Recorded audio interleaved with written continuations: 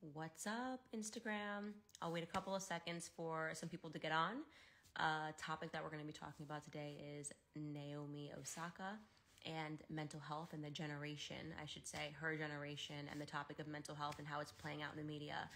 But before we get into that topic, I first want to say that I hope that every single person had a blessed Memorial Day. I will assume you had a blessed Memorial Day, and I hope that you took time to just pause and just remember what today is actually about. It's not about burgers. It's not about having a long weekend. It's really about taking a second to reflect and honor all of the fallen soldiers and their families who gave the ultimate sacrifice for our country and our freedom, so that we had the freedom to jump on and talk about topics and give our opinions. So I just want to say thank you to the families of fallen soldiers, and also just to the military men that are serving today, knowing that you are willing to put your lives on the line. So I feel like that's the most appropriate place to start. Tomorrow night, we obviously have my episode of Candace. We did a whole thing for Memorial Day, live performances, Lee Green Royalty, God Bless the USA. We have the Isaac sing the national anthem, so it's not an episode that you're going to want to miss. I wanted to jump and do this live, switching gears here, obviously. Maybe not even switching gears. Maybe that's a great place to start talking about fallen soldiers, right? It's crazy to think that just a few short generations ago, we had people that were around 18, 19, 20 years old that were going to a foreign land to die for our freedoms.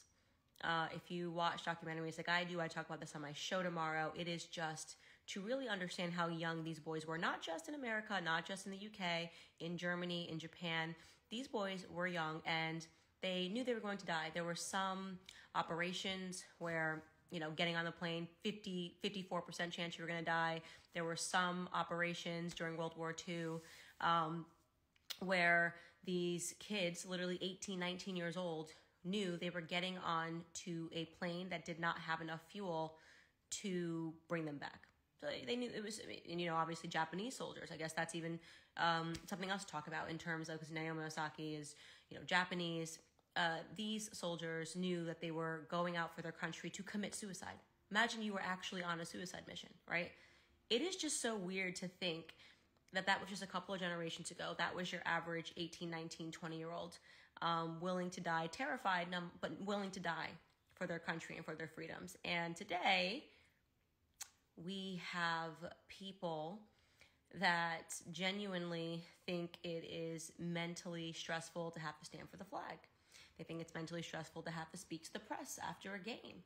And I'm not saying it's not. You know what? I am not Naomi Osaka, right? So for those of you that don't know the backstory, she is the best female tennis player right now in the world. She is the highest paid athlete in the world. She's raking in something like $52 million a year to play tennis, which is an aggressive, it's a hard sport. I'm not going to pretend I don't think athletes have a ton of demand upon their bodies, but you're being asked to play sport, right? And it's interesting to fast forward, because she's in the age group, I think she's 23 years old, of those soldiers that died, right? 3,000 soldiers didn't make it past D-Day. That would die on the beaches of Omaha in France. And it's just interesting to do a fast forward, going backwards, then fast forwarding to today, and just looking at the average person and what they deem to be stressful. Our register for stress has dramatically just dropped, right? We're not able to deal with stress anymore. Like, this generation just can't deal with it. The concept of having to go out and die, don't even think about it. Because right now, it's just the concept of having to go out and talk to the press. Public speaking makes people feel mentally stressed. And some people might think, she's speaking about how it affects her health. We should honor that. But let's just backtrack here, because let's not forget what she actually did. First and foremost, she didn't just try to privately deal with this matter. She didn't say, I'm not feeling okay, I'm not going to deal with this matter. She tried to transform tennis, right? She's a 23-year-old girl. She's good at tennis, and she thinks she's the best. And she's not a person that doesn't like press. She doesn't like bad press, right? When the press was on her during Black Lives Matter riots and she was wearing a BLM mask, she wanted attention. There's no other reason that you would wear a BLM mask during tennis finals unless you want attention. You wanted to draw attention to yourself and draw attention to your cause. You wanted to make something that has nothing to do with Black Lives Matter tennis, right? Has nothing to do with an organization. She knows nothing about the organization. Naomi Osaka cannot tell you where the money goes when you donate to Black Lives Matter. She has no idea that it's dark money. She has no idea the money is not going to Black communities, but she wears this because she wants people to pay attention to her. And now everybody wants to be Colin Kaepernick. Everybody wants to figure out how you can take something that everybody likes and ruin it and make it about a political message, right? So Naomi Osaka said, you know what? Everybody likes tennis. Nobody's complaining about tennis. Everybody seems to be enjoying the sport. How can I do something to draw attention to myself, right? And to get the conversation going, because everybody seems to just like the sport and it's just not controversial enough, right? It's every sport.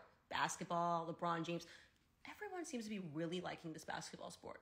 Everyone just really, people are coming to the games, the kids are high-fiving, they obviously like me, all the kids are wearing my jersey. How can I make it so that everybody's miserable, doesn't want to watch it? I know what I'll do. I'm not going to stand for the national anthem, right? So there's one in every crowd. I think right now we might be okay with the NHL, right? And golf. Golf seems pretty like we're just going to play golf right now. You don't see Tiger Woods coming out with a Black Lives Matter mask or anything like that. But these are everywhere else. Naomi Osaka said, this is going to be me, right? I want attention. I want the press on me. I want them talking about me. So she likes attention, right? But recently decided that she's so good for the sport. She issued a bratty statement and she just said, you know what? I just decided I'm not going to be doing press conferences anymore because people need to understand that athletes have mental health and I can't do this anymore. And not only am I not going to do it, I'm going to accept the fine because I can afford it. And hopefully they'll take my fine, this money that I have, and just donate it to a mental health clinic because I'm not doing it anymore. Because this is now about me and we shouldn't have to do this. Now, what's wrong with that statement? And this kind of gets to, I guess, the moral of this live. For whatever reason, this younger generation that's coming up believes that whatever personal problem they have, everybody now has to join in on their problem. You know what I'm saying? It's not a personal problem. They universalize it. It's like, my name is Candace and I'm allergic to peanuts. And you know what that means? No more peanuts anywhere ever because I'm allergic. That's kind of their mentality. It's the height of narcissism, right? So this is not just depression. People can be depressed about anything. You never know what trips somebody into depression. This is about people that use mental health as a way to garner the most, the peak of narcissism, which is that I want the whole sport to no longer do press conferences because I don't like them. Now, obviously, tennis players come out, and this is why she's now stepped down from the finals, because it kind of blew up in her face. When tennis players came out, some said, and these are top tennis players, I actually like doing the press conferences. And others said, it's a part of the job.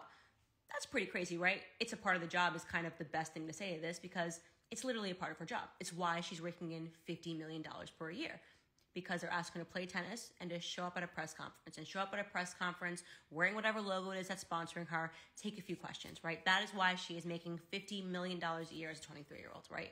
I would take that job any day.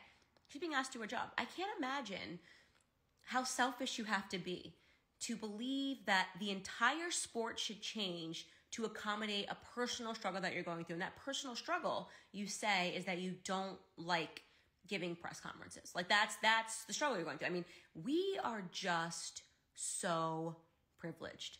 I can't deal with how privileged. When you look at around right now, look at the people that are the most oppressed, right? LeBron James, $100 million a year. Naomi Osaka, $50 million a year. Meghan Markle, billionaire who had to become a multi-millionaire times a year, right? These are the people that keep getting in front of your face and talking to you about mental health. Prince Harry is doing a whole segment on mental health on Oprah, and we're supposed to feel bad for them. Their idea is they're being brave because they're speaking out about their mental health issues, and they need you to feel bad for them. They're not going overseas to die on foreign land. No, they're not. They're not being drafted to go die in the Middle East. Nope.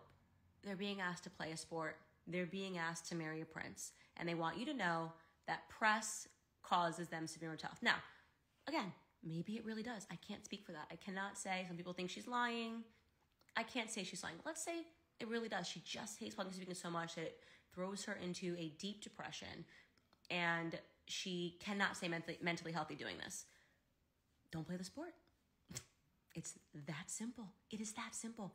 Stop ruining every sport. We're tired of it, okay? There are people that are hardworking who cannot figure out how they're going to pay their bills, and they don't get to go on TV and talk about their mental health and complain about not speaking to journalists, right? Or Meghan Markle, I'm not going to speak to journalists. I'm not, I can't say journalists unless I want attention. Now we're going to do a series of the Oprah. I hate press, but I love press. I love press when it's good press. I want press. I don't want press, but I want press when I want press, right? Not press right now because press is not nice to me. When press is nice to me, I want press. This is their mentality, right? It's selfish, it's narcissistic, and it needs to stop. I appreciate now that after getting, a lot of blowback that Naomi Osaka said, you know what? I am just not going to play. Good. That's all it takes. You can go off now and you can be, if you want to and you hate press so much, you can actually just go be a tennis instructor.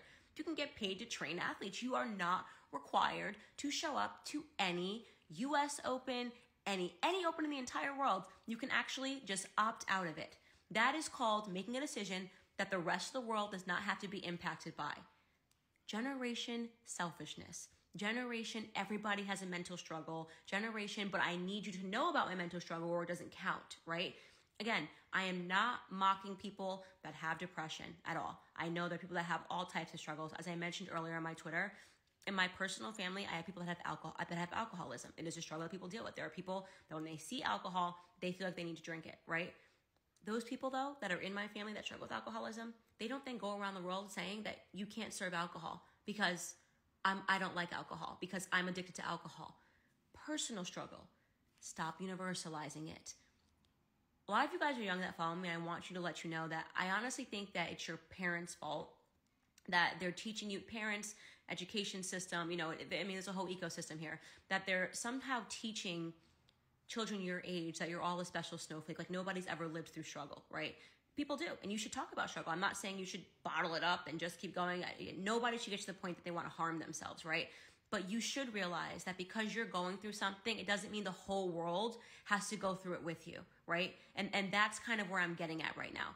There are ways to deal with things. I think you should talk about it. Talk about it with your loved ones, talk about it with your friends, but stop asking the entire world to accommodate whatever it is that you are going through, especially if you're worth $50 million, especially if you're a billionaire, especially if you're LeBron James and you live in a multi-million dollar, $100 million Bel Air mansion. We're all just kind of really tired of hearing about it. So generation, I have everything and I'm privileged. Maybe take a second, pause, take this Memorial Day to learn from the generation that gave up absolutely everything so that you could have those privileges. That's all I wanted to say. I hope everybody, again, had a blessed Memorial Day. God bless America, God bless this country, and God bless people that work hard, are patriots, and understand that people made real sacrifices so that we can afford the very many privileges that we have today.